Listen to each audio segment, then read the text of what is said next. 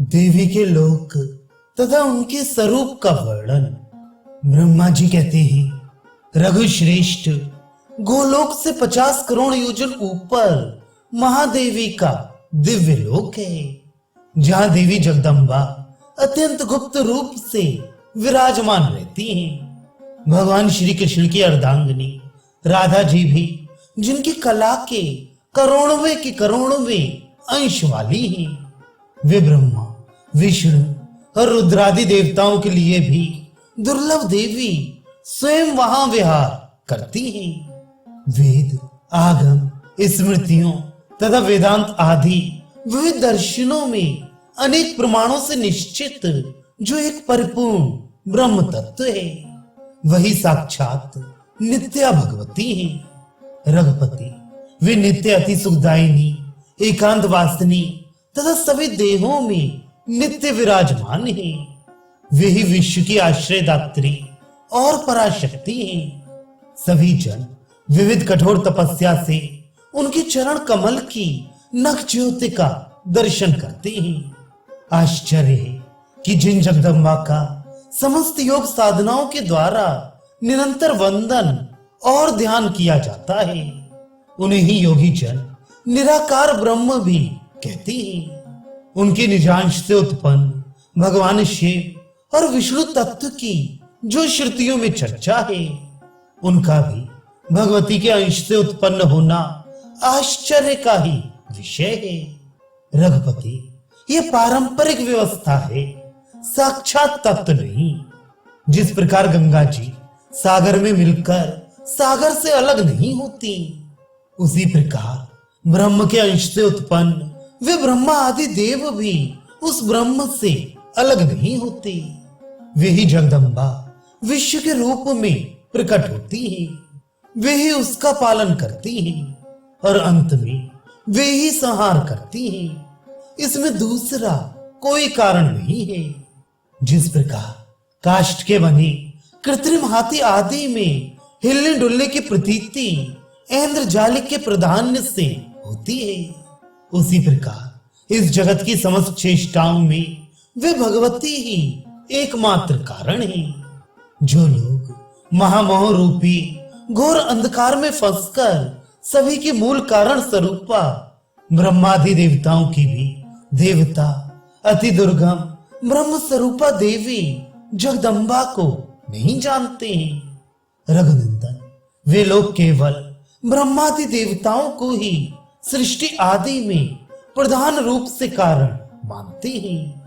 जिस प्रकार मूल व्यक्ति दोष के कारण घट के निर्माण में मूलभूत कारण उस कुम्हार को छोड़कर प्रधान रूप से उसके अन्य कारक जैसे मिट्टी, चाक को ढूंढते रहते हैं, उसी प्रकार रघुश्रेष्ठ इस जगत में माया से मोहित होने के कारण विमूढ़ व्यक्ति जगत के सृष्टि, पालन एवं संहार में प्रधानता से अन्यत्र कारण की कल्पना करते हैं। इस संसार की आधार स्वरूपा सभी की रक्षा करने वाली जो जगदम्बा श्रेष्ठ मोक्ष प्रदान करने वाली हैं, वे ही मोहपाश में बांधने वाली भी हैं। उन्हीं जगदम्बा ने सागर में निमग्न भगवान विष्णु की रक्षा के लिए बरगद के पत्ते के रूप में होकर उस महासमुद्र में उन्हें धारण किया। राम वे ही देवी जगदम्बा चेतना रूप है। उनसे रहित संपूर्ण जगत शव के समान प्रतीत होता है। उनसे युक्त होकर यह जगत वैसे ही चेतना युक्त प्रतीत होता है, जैसे कि यंत्री की चेतना से यंत्र चेतना युक्त प्रतीत होता है। वे ही देवी जगदम्बा नित्य अपनी इच्छा से लीला पूर्वक देवादिदेव भगवान शिव के रूप में होकर सदा अपने में ही विहार करती हैं। वे ही देवी जगदम्बा दुर्गति प्राप्त लोगों का निस्तारण करती हैं। इसलिए संसार में वे दुर्गा दुर्गति नाशिनी के नाम से कही जाती हैं। मंद भाग्य वाला व्यक्ति भी उनके नाम के श्रेष्ठ अक्षरों का स्मरण कर सौभाग्य प्राप्त करता है। इसलिए वे परमेश्वरी के नाम से जानी जाती हैं। वेदज्ञों के द्वारा वे मंदभाग्य वालों का परित्राण करने वाली कही जाती हैं।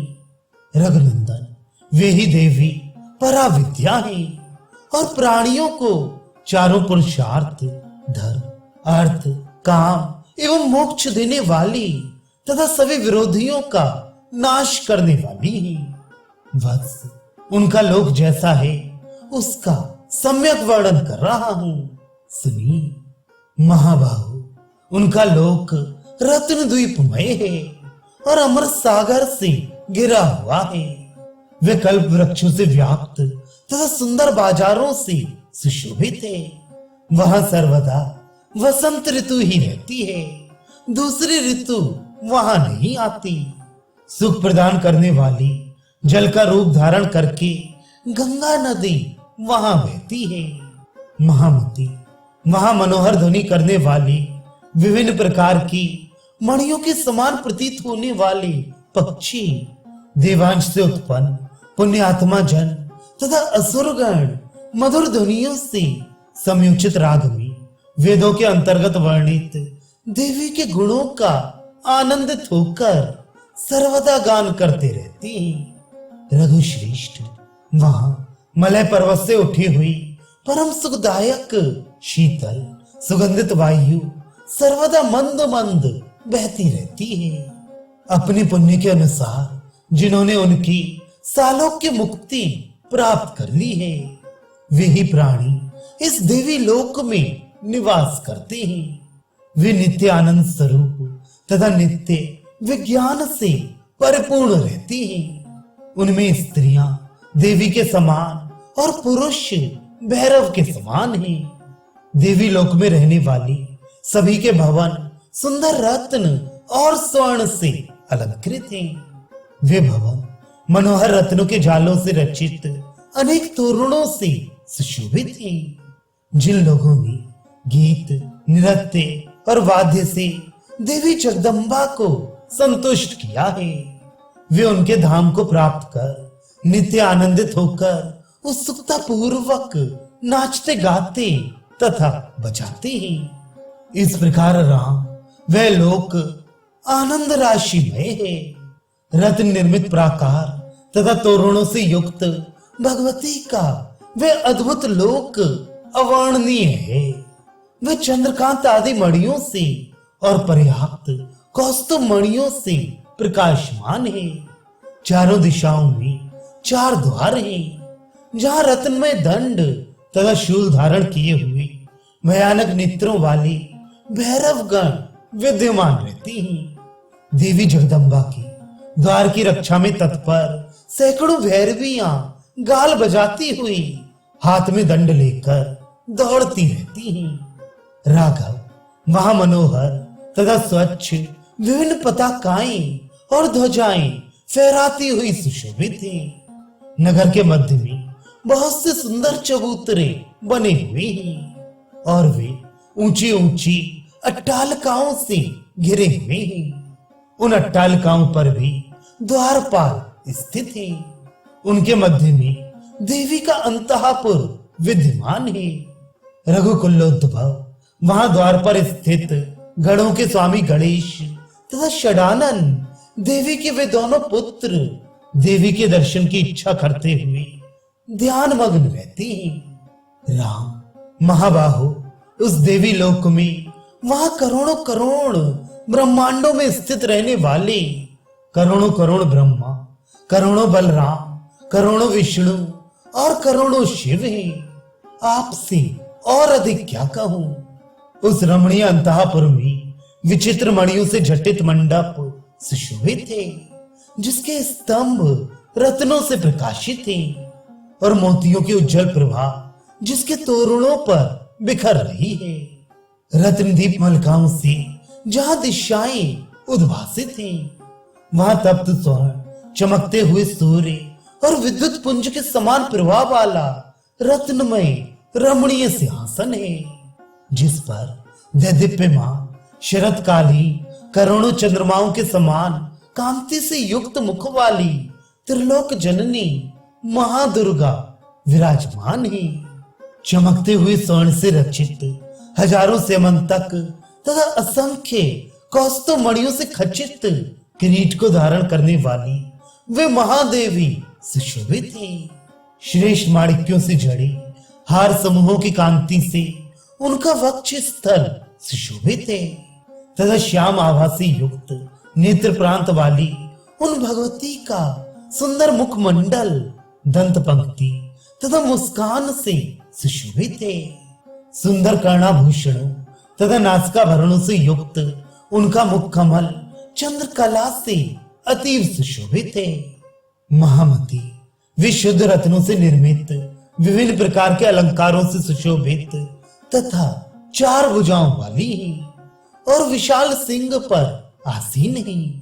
उन्होंने लाल रंग के वस्त्र धारण कर रखे हैं और उनकी सुंदर कमर में करधनी झंकृत हो रही है। ब्रह्मा विष्णु और शिव उनके सुंदर चरण कमलों की वंदना कर रहे हैं। उनके सामने खड़े होकर हाथ जोड़े महाब्रह्मा महाविष्णु और महेश्वर सुंदर स्तुति वाक्यों से उनका स्तवन कर रहे हैं। उनके वाम भाग तथा दक्षिण भाग में जया और विजया अत्यंत शुभ्र चंवर डुलाती हुई खड़ी रहती हैं। उनके दक्षिण भाग में देवी लक्ष्मी सुंदर पंखा हाथ में लिए स्थित है और कुमकुम आदि अरुण वर्ण के सुगंधित द्रव्य उन्हें प्रदान करती है। देवी जगदम्बा के वाम भाग में स्थित होकर स्वयं वाग्देवी सरस्वती अपनी वीणा से वेदागम सम्मत देवी के गुणों को गायन के रूप में प्रस्तुत करती है। राघव इस प्रकार सरस्वती आदि देवियां भगवती की प्रसन्नता प्राप्ति की कामना से शुद्ध रत्नमय पात्र में अमृत भरकर देवी जगदम्बा को प्रदान करती हैं। नारद आदि मुनिगण भक्ति पूर्वक गदगद स्वर में देवी जगदम्बा की वेदोक्त रहस्यात्मक पूजा विधान का उनके समक्ष खड़े होकर गान करती हैं। 64 योगिनियां महामाणिक्य मणि से निर्मित तांबूल युक्त तांबूल पात्र लेकर देवी जगदम्बा को यत्न पूर्वक प्रदान करती हैं। करोड़ों भैरव आदि प्रमुख अनेक देवगण रत्न खचित दंड और खड़ग हाथ में लेकर वहां द्वारपाल के रूप में खड़े रहते हैं। रघुनंदन प्रभु इस प्रकार देवी जगदम्बा के अतुलनीय ऐश्वर्य का वर्णन मैं 4 मुखों से आपसे कहां तक करूं, जिसे कहने में करोड़ों हजार वर्षों में भी भगवान त्र्यंबक समर्थ नहीं हुए। श्रुतियां उनके गुणों की महिमा छंदोबद्ध करके प्रस्तुत करती हैं। उनके अंश से उत्पन्न सावित्री तथा गायत्री और इंद्रादि लोकपाल एवं अनेक ब्रह्मांडों में निवास करने वाले उनके दर्शन की इच्छा से देवी लोक के बाहर एकत्रित रहती हैं। जो उनकी भक्ति और पूजा में संलग्न है वे शीघ्र ही उनका दर्शन प्राप्त कर लेते हैं, किंतु राम उनका पुण्यदायक दर्शन दूसरे के लिए अत्यंत दुर्लभ है। उनके दर्शन में आधिपत्य अथवा वर्णाश्रम का कोई विचार नहीं है। जिनकी पुण्यमय बुद्धि उन देवी की भक्ति में लगी रहती है उनके लिए ही वे सुलभ है। रघुश्रेष्ठ प्रभु तंत्रों में वर्णित उनकी दिव्य मूर्ति तथा उनके दिव्य लोक के विषय में जिस प्रकार आपने पूछा था उसे मैंने बता दिया। 10 भुजाओं से युक्त तथा सिंह पर आसीन देवी की जो पुराणों में वर्णित दूसरी मूर्ति है, मैं उसे मिट्टी की प्रतिमा के रूप में बनाकर युद्ध में आपके विजय की कामना से निश्चय ही पूजा करूंगा। उस महाभय निवारणी देवी का इस नौमी तिथि को बिल वृक्ष के नीचे पूजा कर उनका प्रबोधन करूंगा। राम देवी के पूजन के लिए आपने मेरा वरण कर लिया है। आज आद्रा नक्षत्र के योग में पूजन आरंभ कर कृष्ण पक्ष की नौमी को भगवती का प्रबोधन करके जब तक आप राक्षस राज रावण का वध नहीं करेंगे तब तक युद्ध में आपकी विजय की कामना से प्रतिदिन उनकी पूजा करूंगा। राघव, आप पवित्र होकर ध्यान पूर्वक देवी का भक्ति से स्तवन करके राक्षसों के साथ युद्ध करें, आपकी विजय होगी। श्री महादेव जी कहते हैं, इस प्रकार कहे जाने पर भगवान श्री राम देवी के प्रबोधन के लिए समुद्र के उत्तरी तट पर पितामह ब्रह्मा तथा अन्य सभी देवताओं के साथ बिल्व वृक्ष के निकट गए।